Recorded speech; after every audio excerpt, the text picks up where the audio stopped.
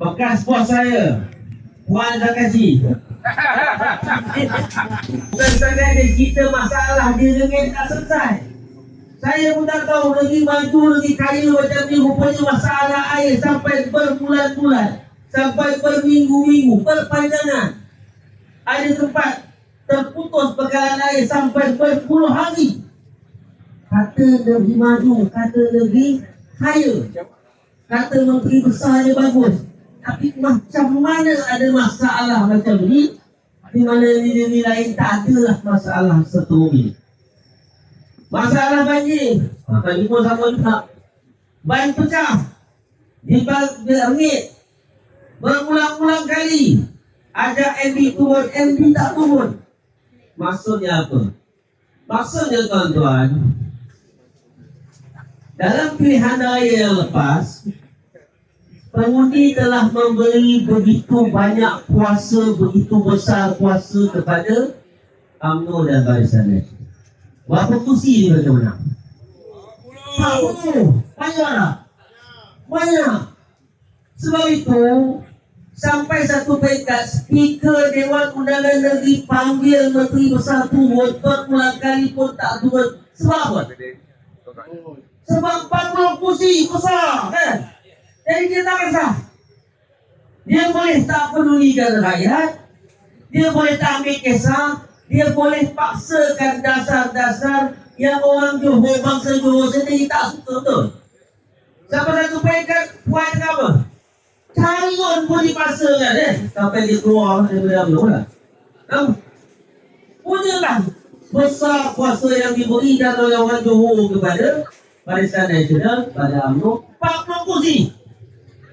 Sampai mereka tak peduli, ambil masa begitu lama. Bukan saja masalah air, masalah jalan, rosak, lampu jalan. Ambil banyak punya.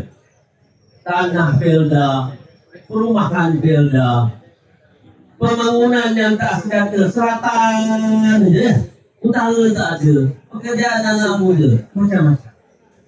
Jadi tuan-tuan, apa ubatnya? Ubatnya satu tukar. Kalau boleh menang 33, nak menang 33. Tapi kalau tak boleh tukar, apa yang nak buat? Kita kena pastikan, pertama, kita kena ramaikan wakil rakyat Perikatan Nasional dalam Dewan Undangan Negeri. Setuju? Setuju. Salah seorangnya calon nombor 3. Mungkin ketua, betul? Makin ramai wakil rakyat Perikatan Nasional dalam Dewan Undangan Negeri, makin kurang kursi Barisan Nasional dan UMNO dalam Dewan Undangan Negeri. Tuan-tuan rasa mereka akan sombong lagi tak? Akan mereka abai tak nak masalah rakyat ni? Ada kan? Mereka akan susah kan? Dan mereka akan sombong dan untuk paksakan dasar-dasar kepada orang Johor. Mereka tak akan buat begitu, betul? Mereka akan hati-hati. Satu contoh yang paling baik saya boleh bagi adalah di negeri Datuk Seri Azmin sendiri, betul? Dulu, Pakatan Harapan dah ada super majority, lebih 2/3. Wah, calon kita dah ada. Datuk Dr. Sarojin Jamal, calon nombor 3 kita. Boleh dah kertas ke? Kalau tuan-tuan tengok di negeri Selangor dulu, Pakatan Harapan, dia banyak majority, lebih 30 kursi. Apa dia buat? Datuk Seri Azmin bagi ahli air percuma, dia buat apa? Dia batalkan, sama je. Boleh buat apa? Tak boleh buat apa? Sebab apa? Sebab majority besar. Tak boleh buat apa? Tegur pun, tak guna. Dia kata ini, rakyat dah pilih aku. Aku punya suka lah apa.